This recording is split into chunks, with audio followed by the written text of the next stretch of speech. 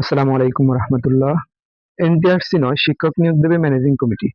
অনেকে দেখা গেছে 19তম নিবন্ধন সার্কুলারের জন্য অধীর আগ্রহী ছিলেন, নবম শিক্ষক নিবন্ধন অথবা 19তম শিক্ষক নিবন্ধন।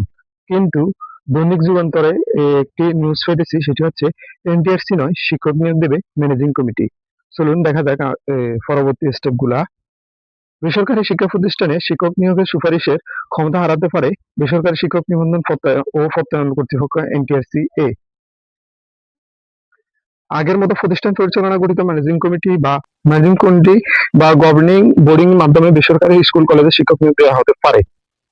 গত 3 আগস্ট বেসরকারি শিক্ষা প্রতিষ্ঠানে প্রবেশ পর্যায়ে শিক্ষক নিয়োগ অনুসরণীয় পদ্ধতি নিয়ে ঢাকা এক সভায় এমন প্রস্তাবনা এসেছে। প্রস্তাবনাটি মূলত জাতীয় সংসদে দেওয়া আইনমন্ত্রীর বক্তব্যের প্রেক্ষাপটে এসেছে বলে জানিয়েছেন সভায় অংশ নেওয়া একাধিক কর্মকর্তা।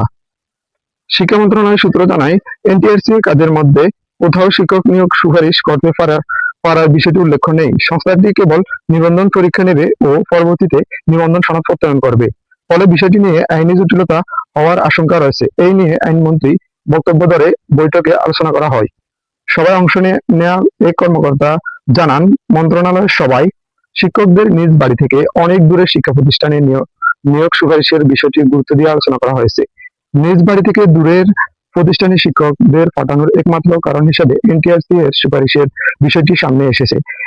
সেজন্য এই পদ্ধতি বাতিল করে কমিটির মাধ্যমে নিয়োগ দেওয়া যায় কিনা তা বিবেচনা করা হচ্ছে। আরেক কর্মকর্তা জানান, শিক্ষক নিয়োগে এনটিআরসি এর সুপারিশ করার আগে ম্যানেজিং কমিটি বা গভর্নিং বোর্ডের মাধ্যমে শিক্ষক নিয়োগ করা হতো। তার আগে তাকে এনটিআরসি এর সনদ অর্জন করে আসতে হতো। কমিটির মাধ্যমে নিয়োগ হলে শিক্ষকরা নিজ জেলা বা উপজেলায় চাকরির সুযোগ পেতেন। এই জন্য এনটিআরসি এর পরবর্তীতে কমিটির মাধ্যমে নিয়োগ দিতে সুপারিশ এসেছে। বিষয়টি নিয়ে আরো যাচাই চলছে।